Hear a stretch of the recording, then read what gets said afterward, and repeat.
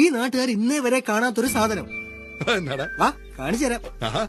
ഇന്ന് നമ്മളോടൊപ്പം ഉള്ളത് ശ്രീ ശാന്തിയുള്ള ദിനേശാണ്. ഞാനിപ്പോ ചോദിക്കാനുള്ളത് ബിഗ് ബോസിനെ കുറിച്ചാണ്.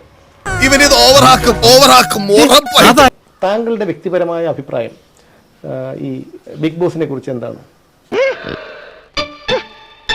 അതിൽ ഈ മോഹൻലാൽ അവതാരകനായപ്പോൾ സത്യം പറഞ്ഞാൽ എനിക്ക് ആ മനുഷ്യനോടുള്ള എല്ലാ ബഹുമാനവും പോയി. ഒടുവിൽ കുറ്റസമ്മതം നടത്തി അല്ലേ? നീ അലവലാതിയാണോ? നീ ബിഗ് ബോസിന് മെമ്പർ ആവാൻ യോഗ്യനാണ്. ഒരു വകതിരിവില്ലാത്ത മലയാളി ആണോ?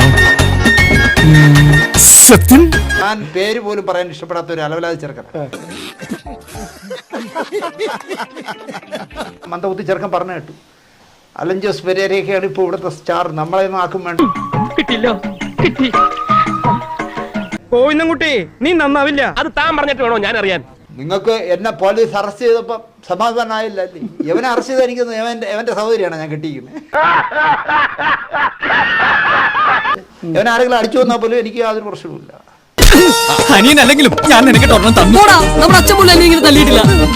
കാരണം ഇതൊന്നും ഭൂമിക്ക് ഭാരമായി കിടക്കുന്ന എവനെ ഒന്നും ഞാൻ വകവയ്ക്കുന്ന ആളല്ല.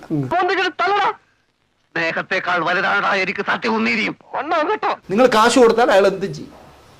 അയാളല്ലെങ്കിൽ ആന്റണി അയാളെ കൂടി ചെയ്യും. അലവലാദികളെ കൊണ്ടുള്ള സംസ്ഥാന സമ്മേളനമാണ് ഈ ബിഗ് ബോസ് എന്ന് പറയുന്നത്. അപ്പൊ ഈ അപ്പുറത്തെ വീട്ടിൽ എത്തി നോക്കുന്നവന്മാർക്ക് ഈ ബിഗ് ബോസ് ഇഷ്ടമായിരിക്കും. വേറെന്തോ വലുത് വരാനിരുന്ന വേണ്ട എനിക്കുണ്ട്. അല്ലെങ്കിൽ ഇവരെ തങ്ങളുടെ ആശയങ്ങൾക്ക് ഒരു വിലയില്ലല്ലോ ഈ നാട്ടിൽ. ഇവനൊക്കെ രക്തം ഉണ്ടോടെ?